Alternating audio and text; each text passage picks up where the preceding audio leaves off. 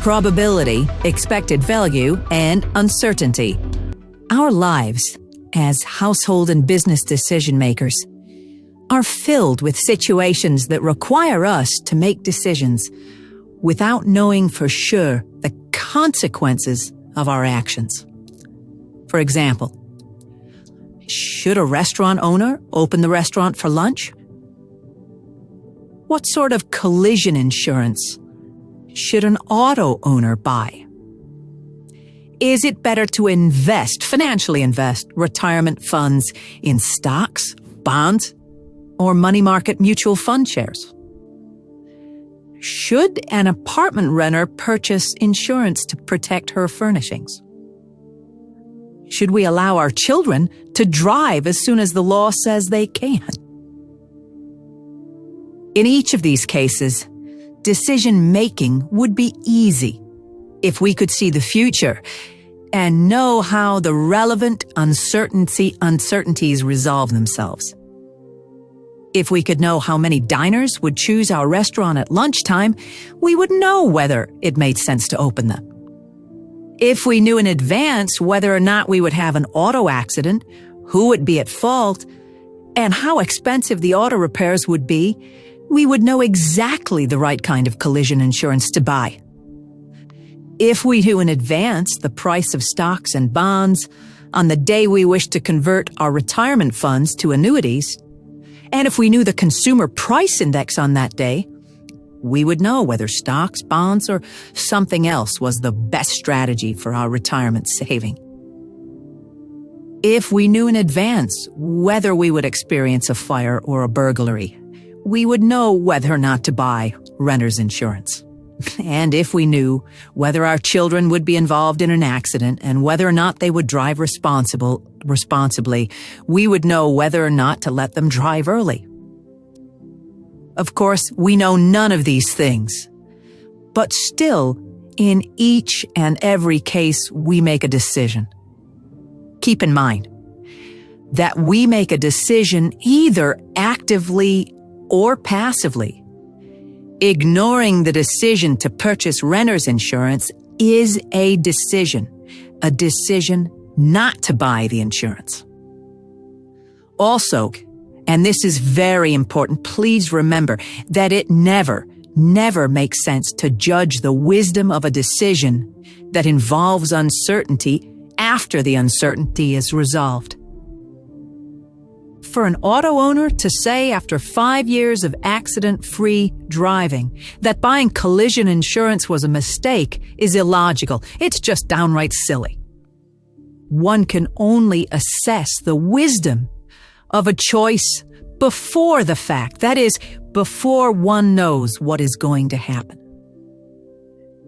In this lecture, we will begin an investigation of decision-making in the face of uncertainty. We're going to meet concepts of probability and expected value, and we will come to understand how they can be used to guide decision-making when outcomes are uncertain.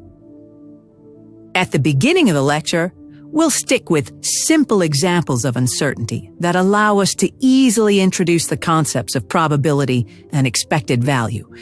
But as the lecture proceeds, we will consider far more realistic examples. The concepts we encounter in this lecture are important for several reasons. First, they help us think through many kinds of decisions that we face in our lives. Second, they help us better understand the importance of financial markets in our society.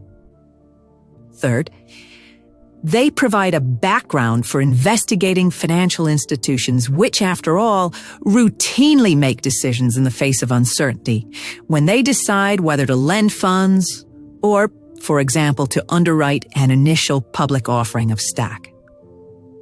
We can better understand several concepts used to introduce decision-making in the face of uncertainty with the help of a random outcome generator, with the role of a simple, fair die.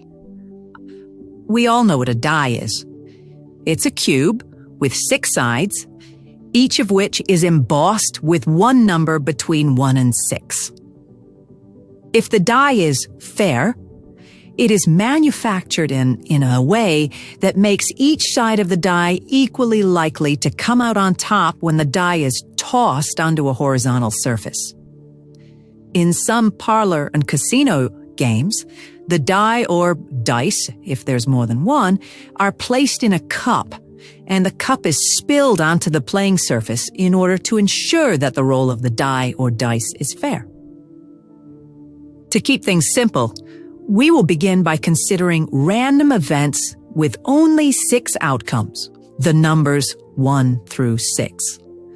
If the die is fair, then the probability of each outcome is 1/6. Now, let's consider a decision involving uncertainty created by the roll of this fair die. Suppose you have the opportunity to play the game depicted in the following table. If the roll of the die comes up 1, you'll lose $5. If the roll of the die comes up 2, you'll lose only $1. If the roll of the die comes up 3, or if it comes up 4, you'll lose nothing. Aha, here comes the good news. If the roll of the die comes up 5, you will win $1. And if the roll of the die comes up 6, you're a big winner. You will win $5. Should you play the game? Some of you may think that it is immoral to gamble and make the decision on those grounds. But keep in mind that the game I present is only a metaphor for the uncertainty we face in life and the decisions that we must make before the uncertainty is resolved. Before we answer the question, it is useful to introduce a statistical tool and use that tool to characterize the game. The expected value of the game is the probability weighted average of the game's payouts. So, what is this expected value?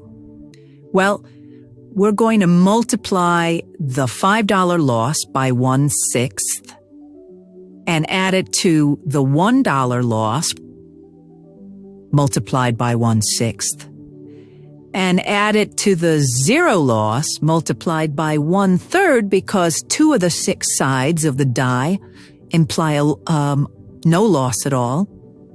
And then we're going to add that total to $1 multiplied by 1/6. And finally, we're going to add in $5 multiplied by 1/6. So what have we done here? We've taken each of the possible prizes and losses associated with each of the faces of the die, and we've multiplied each of those possibilities by its probability of 1/6. Multiplied and added them all together. And what do we get when we do that? We get that the expected value of the game is 0. Now, please, keep in mind that the probability weighted average is different than a simple average. In fact, the example's good for putting that out. The 0 outcome got a weight of 1/3 because that outcome happened with 2 faces of the die and is thus twice as likely. So we simply would not get the right answer if we just averaged the various prizes. Now, when the expected payout of a game is 0, the game is said to be a fair game. Please be alert to the fact that I'm using the word fair in a second way now, where we describe the game rather than the die. Okay? There can be fair games and there can be fair die. And not every game involving a fair die is a fair game.